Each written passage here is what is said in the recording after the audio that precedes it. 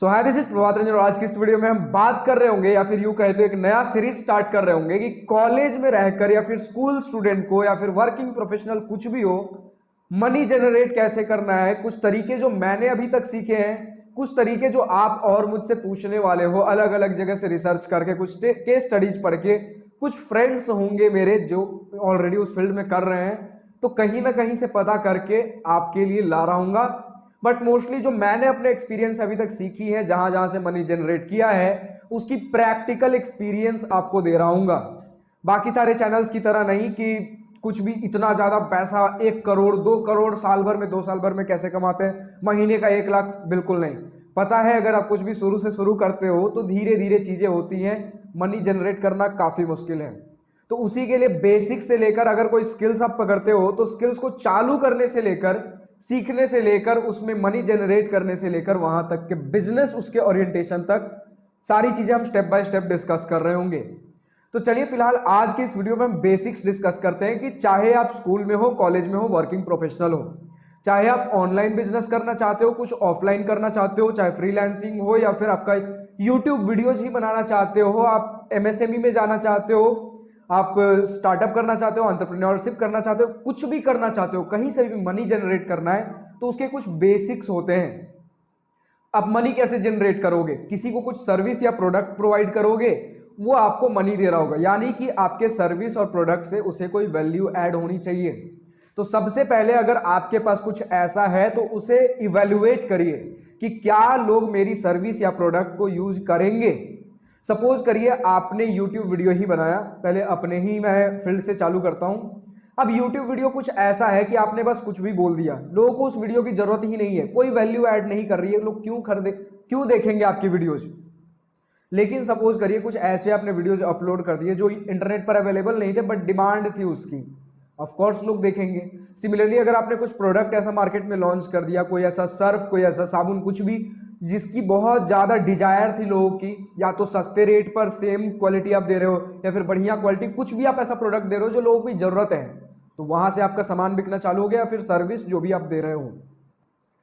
अब आपने प्रोडक्ट तो बना लिया जिसकी डिजायर है लोगों की, उसके बाद आपको जरूरत होती है क्लाइंट्स तक अप्रोच करना, हम पहुंचे कैसे। अब अगर हम यूट्यूब पे वीडियोज बना रहे हैं तो वहां पर हमें एसईओ चाहिए होती है, सर्च इंजन ऑप्टिमाइजेशन। अब इसके ऊपर भी हम आगे आने वाले वीडियोज में बहुत चीजें भी हम डिस्कस करने वाले हैं, आज तो बस बेसिक से एक ओवरव्यू दे रहा हूं। तो अगर आपको यूट्यूब पे रहना है, अगर अपने कस्टमर्स, अपने क्लाइंट्स तक पहुंचना है तो सर्च इंजन ऑप्टिमाइजेशन चाहिए।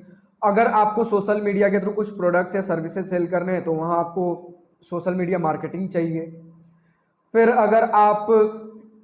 अगर कुछ ऑफलाइन बिजनेस ही करना चाहते हो, उसके अपने अलग तरीके होते हैं, तो आपको पहले पकड़ना होगा कि मैंने प्रोडक्ट तो बना लिया, क्लाइंट्स तक कैसे पहुंचूं।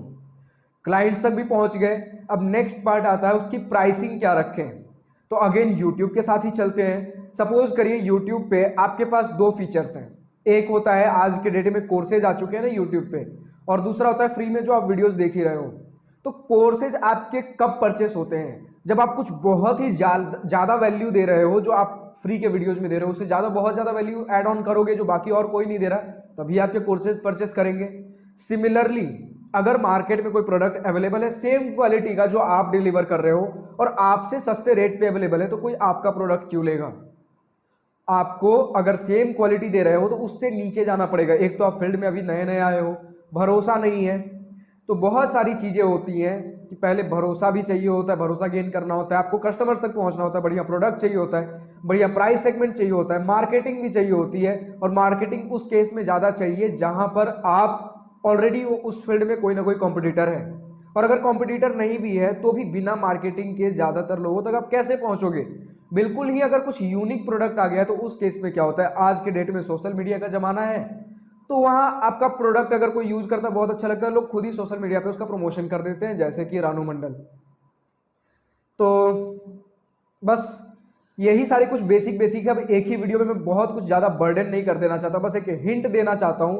आप कॉलेज स्टूडेंट में हो तो आपके लिए किस तरीके की वीडियोज आ रही होंगी, बेसिकली ऑनलाइन में जितने भी, चाहे वो आपका ड्रॉप शिपिंग हो, डिजिटल मार्केटिंग हो, यूट्यूब वीडियोज आपको अपलोड करना है, वीडियो एडिटिंग करना है, ग्राफिक्स डिजाइनिंग करना है, वेब डेवलपमेंट, ऐप डेवलपमेंट, जो भी चीजें ऑनलाइन वर्ल्ड में आ गई जहां पर मेरा एक्सपर्टीज है, ऑफलाइन में भी थोड़ा बहुत मुझे एक्सपर्टीज है, लेकिन ऑफलाइन के लिए जब वीडियोज लाना होगा तो आप जिस टॉपिक का भी डिमांड करोगे ऑलरेडी जो उस फील्ड में एस्टेब्लिश्ड प्लेयर्स हैं उनके साथ बातचीत करके उनसे कंटेंट निकालकर, या फिर अगर वो खुद पॉडकास्ट के रूप में आना चाहते हैं तो आपके सामने ला रहा हूँगा।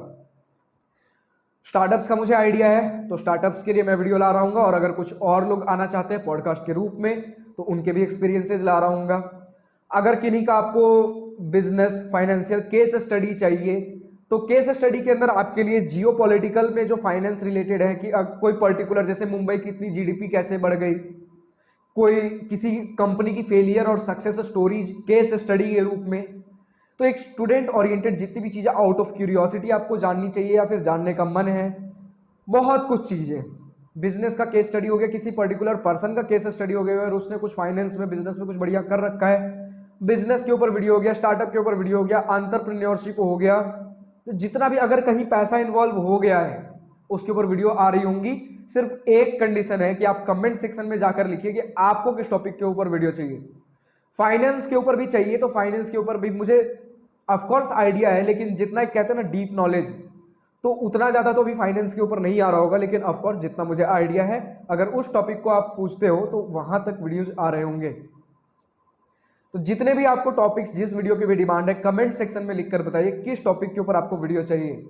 एक मनी जनरेट करने का एक मैंने बेसिक्स बता दिया, एक हम जिसे कहते हैं फ्लो चार्ट बनाना कि किस किस हमें प्रायोरिटी में जाना होता है। सबसे पहले डिमांड पकड़िए, किस फील्ड में लोगों की डिमांड की जरूरत है।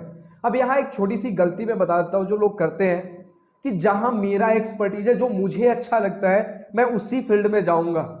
कई बार इसके चक्कर में क्या हो जाता है ना कि मानते हैं आपको कुछ आता है लेकिन मार्केट को उस चीज़ की डिमांड ही नहीं है, और मार्केट को जिस चीज़ की डिमांड है आप उस चीज़ में वो चीज़ सीखना ही नहीं चाहते कि मुझे तो जो आता है मैं उसी में स्टिक होकर आगे बढ़ना चाहता हूँ। अरे यार मार्केट उस चीज़ को ढूंढ ही नहीं रहा, तो खुद में और चीज़ें सीखते रहिए, लर्निंग करते रहिए। लोग बड़े बड़े बिजनेस खड़ा कर देते हैं उसके बाद भी और चीज़ें सीखते रहते हैं ताकि और फर्दर उस चीज़ को मैं कैसे ग्रो कर सकूं। और बिजनेस ओरिएंटेशन से ही नहीं, अगर बिजनेस के हिसाब से ही अगर आपको नहीं सीखना और भी बहुत कुछ चीजें सीखनी होती है। अगर आप बिजनेस खड़ा कर देते हो तो फाइनेंसेस भी आपको सीखनी पड़ती है, मार्केटिंग भी सीखनी पड़ती है। आप जितने लोगों को हायर कर रहे हो अपने अंदर, वो सारी चीजें कम से कम बेसिक्स आपको पता होना चाहिए। अगर आप किसी को हायर कर रहे हो तो किस काम के लिए हायर कर रहे हो, वो क्या करेगा, क्या वो उस फील्ड में सही है कि नहीं, कैसे इवेल्युएट करोगे।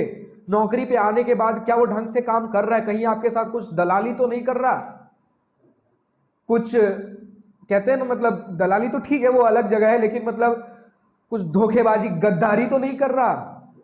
तो ये सारी चीजें हमें देखनी होती, तो कम से कम हर फील्ड के बेसिक्स आपको पता होने चाहिए। तो अगर बिजनेस एंटरप्रेन्योरशिप वर्ल्ड में जा रहे हो, खुद से मनी जनरेट करना चाहते हो, तो आपकी लर्निंग ग्राफ जो है वो कभी नहीं रुकनी चाहिए, हमेशा उसमें ग्रोथ का कर्व दिखना चाहिए।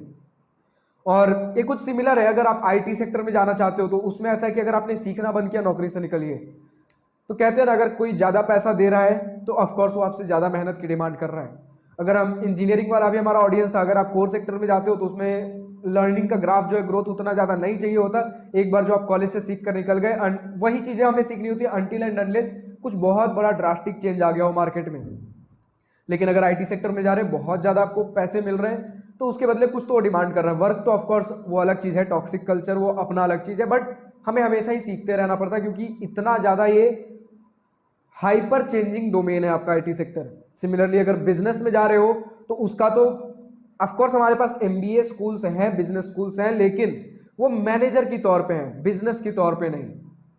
तो फिर वही बात है, इसमें आपको और ज़्यादा चीज़ें सीखती रहनी पड़ेंगी, इसमें आपको और दाव पेच सीखने होते हैं, जो कि और इस फील्ड में जितना रहते हो आप चीज़ें सीख रहे होंगे।